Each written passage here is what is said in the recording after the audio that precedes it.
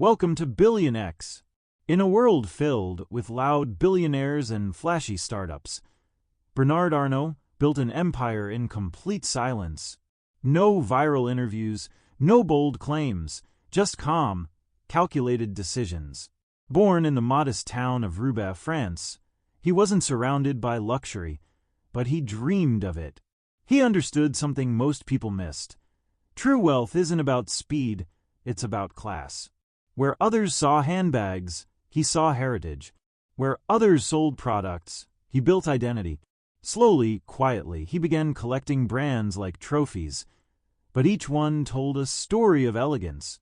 While the world stared at tech giants, he quietly became the richest man alive.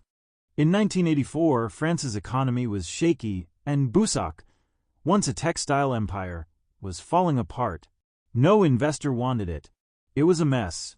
But Bernard Arnault wasn't interested in the company. He was after one hidden gem buried inside it: Christian Dior. While others saw financial disaster, Bernard saw a sleeping king of luxury. He bought the entire collapsing business, only to strip everything down and keep Dior alone. To some, it looked brutal, but Bernard wasn't in business for sympathy. He was there to build an empire. That move was his first masterpiece, and it changed the trajectory of luxury forever. By the late 80s, LVMH was a new merger struggling with internal conflicts and boardroom fights. Most businessmen stayed away, but Bernard walked in through the side door.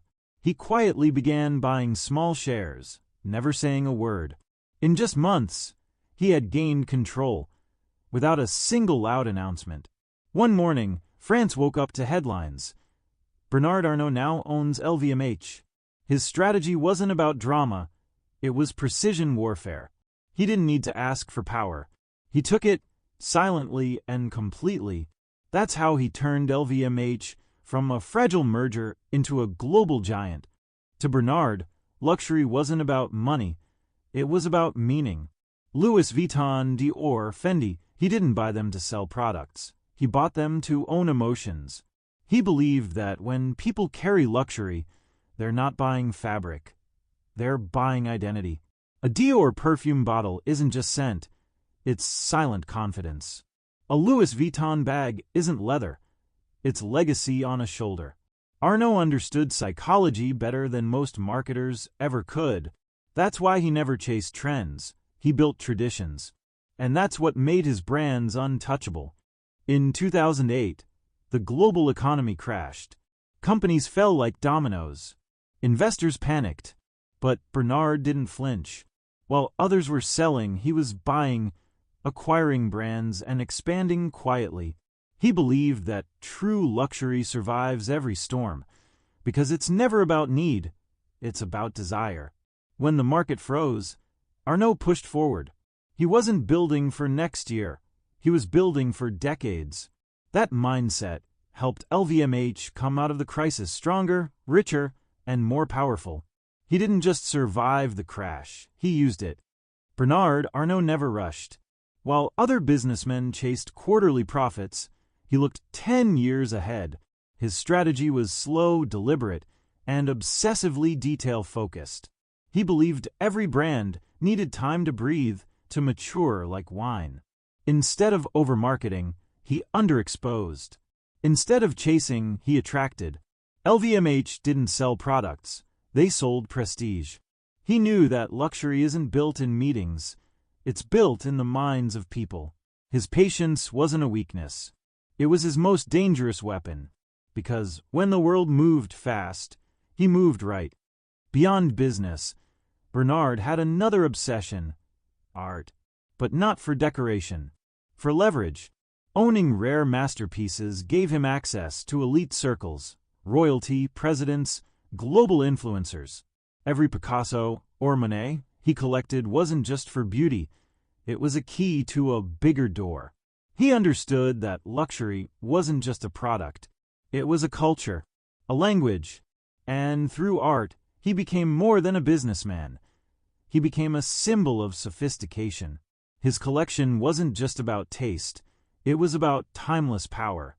While many billionaires separate family from business, Bernard did the opposite. He groomed his children like future monarchs of a luxury dynasty. Each one trained, each one tested, and each one was responsible for a part of LVMH's kingdom. They didn't inherit power, they earned it. His mindset was clear. Empires die if heirs aren't ready. So he didn't raise children, he raised successors. To him, family wasn't a weakness. It was the continuation of dominance. And that's why his empire feels more like royalty than business. When Gucci became a rising threat, Arnault didn't sit back. He moved fast. He started buying shares, quietly building a position. But just before he could take control, a rival, François Pinault, snatched it away. The world thought Arnault had lost. But inside LVMH, a new fire started. That defeat taught him one thing: never hesitate. After Gucci, Bernard doubled his speed, tripled his precision. And within years, LVMH had swallowed even stronger brands. The Gucci war wasn't a failure, it was a sharpening blade.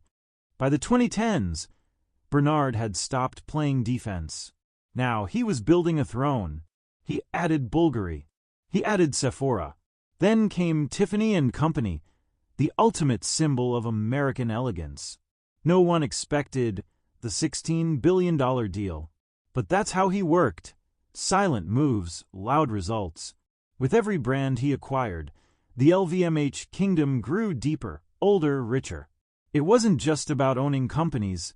It was about owning the world's taste. And by now, Bernard wasn't in business anymore. He was in legacy mode. The world watched in shock when Bernard Arnault acquired Tiffany Co for over $16 billion. It was the largest luxury deal in history. But for him, it wasn't about diamonds. It was about symbolism. Tiffany represented the American dream, and by owning it, LVMH placed itself right in the center of global prestige. The negotiation was brutal, lasting over a year. But Bernard stayed calm, focused, always 10 steps ahead. He didn't buy a company. He claimed a century-old legacy. This was an expansion. It was empire writing itself in ink made of gold. Bernard didn't just sell fashion. He created fantasies. His branding made people feel like owning a bag meant owning a lifestyle. He turned every product into a statement, every perfume into a silent power move. People weren't buying things. They were buying stories. He used mystery, exclusivity, and scarcity. He never advertised like fast fashion brands. Instead, he whispered value into the ears of those who craved status. He didn't need to convince the world. He only needed the elite. And once they followed, the rest would chase. While tech companies struggled with reputation and cancel culture, LVMH stayed untouched. That wasn't luck. It was strategy. Bernard built a fortress of silence around his empire. No political statements, no internet drama, no desperate sales. His brands didn't chase the news. They stayed above it. Luxury, to him, meant detachment, class, control. He knew that prestige fades the moment it becomes accessible. So he kept his world small, sacred, and unreachable for most. That's how you protect an empire. From noise, from chaos, from weakness. You won't find Bernard on podcasts, panels, or TikTok. He avoids attention like it's a trap. No flashy speeches, no viral clips. Just boardrooms, strategy meetings, and silent power plays. While other billionaires build personal brands, he builds dynasties. His presence is felt, but never flaunted. And that's why it works. The less he shows, the more mystery grows. And in luxury, mystery is the most powerful asset of all. Bernard Arnault doesn't play for headlines. He plays for history. Every brand he acquires, every move he makes, it's not for today. It's for 50 years from now. He doesn't care about trends. He builds tradition. He's creating a legacy his grandchildren will rule, not just inherit. Where others want market share, he wants cultural dominance. That's why LVMH isn't just surviving, it's aging like fine art. And Bernard? He's not done yet. Today, LVMH isn't just a luxury group, it's a cultural force. From red carpets to royal events, its presence is woven into global elegance. Celebrities wear it, leaders gift it, museums collaborate with it. Bernard Arnault didn't just build brands, he built rituals. The way a Louis Vuitton bag is held, the way a Dior dress moves. He scripted it all. He turned fashion into tradition, and tradition into power. Now, LVMH is less of a company and more of a belief system, built on legacy, silence, and control. What makes Bernard different isn't just business, it's mindset. He doesn't chase noise, he creates an aura. He doesn't sell to everyone, he sells to those who want to rise above everyone. He once said, "In luxury, the most important word is desired." That's the secret. Not demand, not need, just a deep, burning desire. His entire empire is built on making people crave things they don't need just to feel worthy. And that craving, it's more powerful than any advertisement. In the end, Bernard Arnault never wanted to be famous. He wanted to be forever. Where others leave headlines, he leaves architecture. Where others trend, he builds eras. His empire stands not just for money, but for meaning. And that's why he quietly became the richest man in the world. Without shouting, without showing off. Just with silence, vision, and obsession. The luxury world didn't just change. It now wears his name. If this story inspired you, don't forget to subscribe to BillionX for more powerful journeys.